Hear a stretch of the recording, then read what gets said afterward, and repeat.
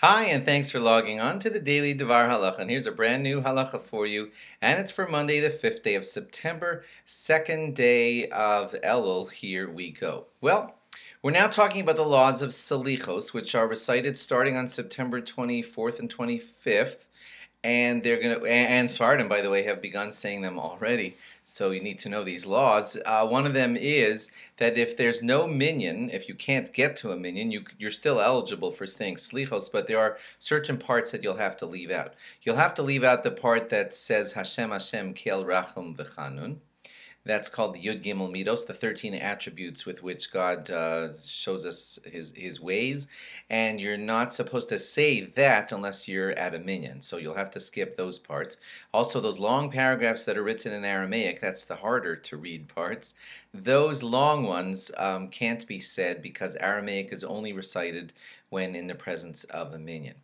Now, we're just going to quickly go through the characteristics that are expected if you're choosing a chazan for your salichos, and especially for you to lead your service for Rosh Hashana and Yom Kippur. He should have these characteristics. He should be a Talmid Chacham, someone who's really into Torah learning.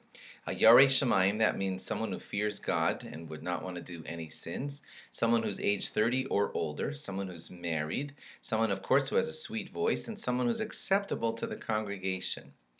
Now, to find someone who's got all six of these things is sometimes a little bit hard, so you try for someone who has all six of those things, but if you have to settle, you may have to get someone who only has five of those six things. But that's what you try to do, is to get someone who has all these six, if possible.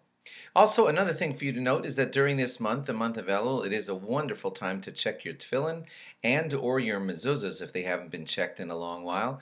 You're supposed to check them because over the years, things can happen to the writing that's on the inside. The parchment and the ink that's there could become ruined, and a letter could be disfigured, and then it's not really saying what it's supposed to say, and then it's improper.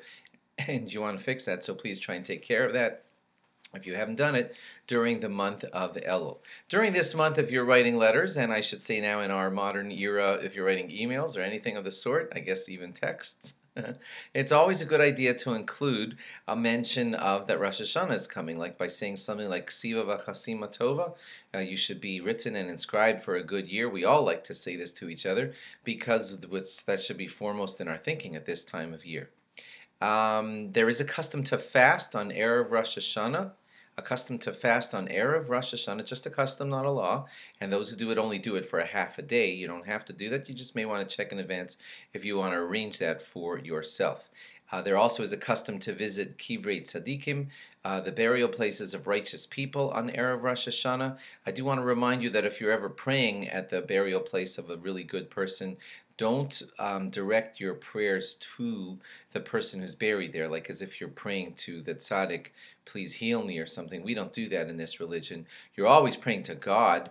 The reason that you're at the kever, at the burial place of the righteous person, is because when you pray to God, the merit of that righteous person can help with your prayers to God. But you don't really, it's not really appropriate to ask the tzaddik who's buried there to heal your bubby or anything like that. We ask all of our prayers to God. We just feel that the presence of the merit of the tzaddik can kind of help with the merit that we need added to the weight of our prayers. Thanks for logging on. Log on again tomorrow for more. Bye-bye.